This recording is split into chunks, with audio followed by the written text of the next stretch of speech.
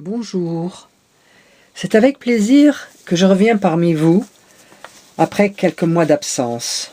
La cause, une opération qui m'a fallu des mois de convalescence.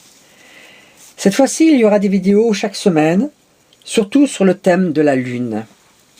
La Lune exerce sur la Terre une influence dont on ne mesure pas toujours l'ampleur. La Lune a principalement une action sur l'eau. Il apparaît donc naturel qu'elle exerce également une influence sur les êtres vivants, eux-mêmes composés d'eau en majeure partie.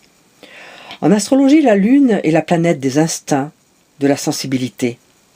Elle régit vos émotions, votre impressionnabilité psychique, les variations de vos états d'âme, vos caprices.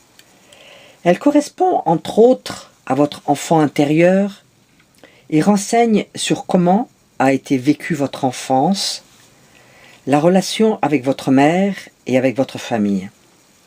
La Lune influence l'être sans qu'il en ait conscience. Elle change l'humeur, la sensibilité, l'imagination, suivant le signe qu'elle traverse. Elle change de signe tous les 2 à 3 jours.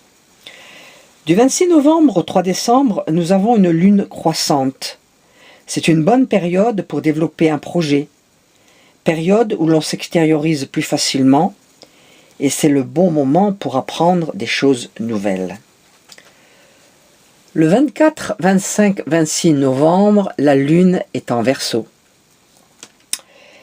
Elle peut donner à notre personnalité un cachet d'originalité. Vous serez plus sociable, sympathique, et vous pouvez vous faire beaucoup d'amis. Si cette Lune en Verseau transite votre signe solaire, c'est le moment idéal pour effectuer des démarches importantes. Il y a de grandes chances d'obtenir ce que l'on veut. Mais pour le signe du Lion, qui est opposé au Verseau, ne jamais effectuer une démarche importante ces jours-là. Le 27 et 28 novembre, la Lune est en Poisson. Vous serez peut-être plus réceptif, avec une grande sensibilité et émotivité. Pour les Poissons, c'est le moment idéal pour effectuer des démarches importantes, mais pour la Vierge, qui est le signe opposé au Poisson, ne rien effectuer de démarches importantes. Dans le ciel céleste, il y aura un aspect de conjonction de Mercure à Saturne en Sagittaire. Ce transit par conjonction est en général positif. C'est le moment pour commencer ou de reprendre des études, d'approfondir une connaissance. Il s'agit d'une période extrêmement favorable à la réflexion sur toutes ses formes, propice aux travaux intellectuels de longue haleine. Le 29 et le 30 novembre, la Lune est en Bélier. Elle peut vous rendre plus indépendant, plus ambitieux et capricieux.